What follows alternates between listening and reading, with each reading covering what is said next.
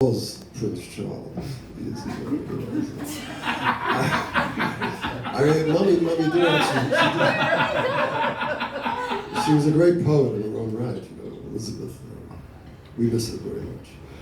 Now, I was asked to actually come up and recite a poem for a friend of mine because he doesn't like public speaking, and that's understandable. A lot of people don't like being in front of, you know, people. And he presented me with a poem that was written by a wonderful poet, Emily Dickinson, who I'm sure everyone knows. I mean, obviously she was a very well-known poet. I remember Mummy actually liked her very much. And Boris is his name. This is Boris here. Say hello to Boris because he doesn't like to be known as Boris. You know you're here, Boris. I don't want to embarrass him. But I'll read her poem, and he has a response to that poem. This is Emily's poem, of course. I'll have to put my glasses on. So Emily has said, "Hope is the thing with feathers that perches in the soul and sings the tune without the words, and never stops at all. And sweetest in the gale is heard, and sore must be the storm that could abash the little bird that kept so many warm. I've heard it in the chilliest land and on the strangest sea, yet never in extremity it asked a crumb of me." That was a wonderful poem, a beautiful poem. Yes. So anyway, is Emily still alive, Hamish? I come from a different century. Around 1996. Oh, I see. Mummy's era. So this is Boris's response. His is, "Despair is the thing that's bereft of feathers, that perches in the pit of your stomach and squawks a cacophonous, jarring song without melody, and never stops at all. Despair is a helpless fledgling that perches in the nadir of your soul, unwilling, nay, unable to vacate the cosy nest it has made for itself there.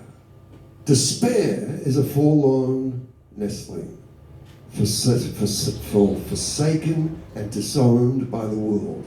It has found its safe refuge inside of the and now will never leave at all."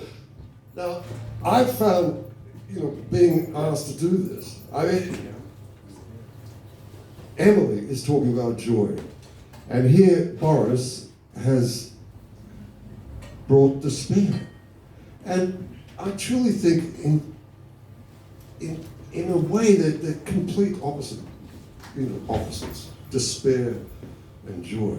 But yet I found parallels in them, as like there would be in blues, like that. I saw the moon shining through the trees. My baby left me, and I walk round misery. Now, that could be very considered very, very dark and very despairful, but yet there's joy in it.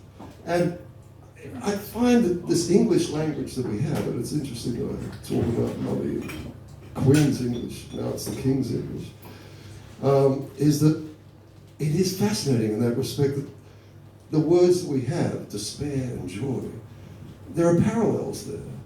I remember I was teaching English in China, in Chongqing, and the hardest thing for the pupils to understand was with the English language.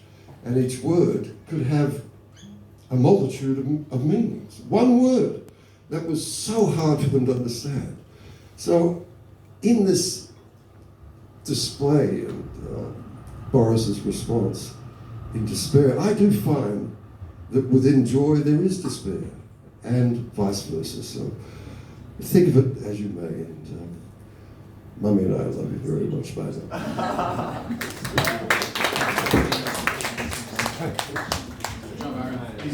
Thank you, Byron. I've actually been in Emily Dickinson's house in Amherst, Massachusetts for a poetry festival. And we, in the parlour downstairs, there was a weekend-long reading circle. We all took turns to read some of her passages. I don't know if Emily's still alive. We were allowed the run of the house and the grounds except her bedroom upstairs. So I got the sense that she was listening to all of us read her poems that weekend. She might have cringed a number of times, but I felt that she was still there. Anyway, next up we have Peter.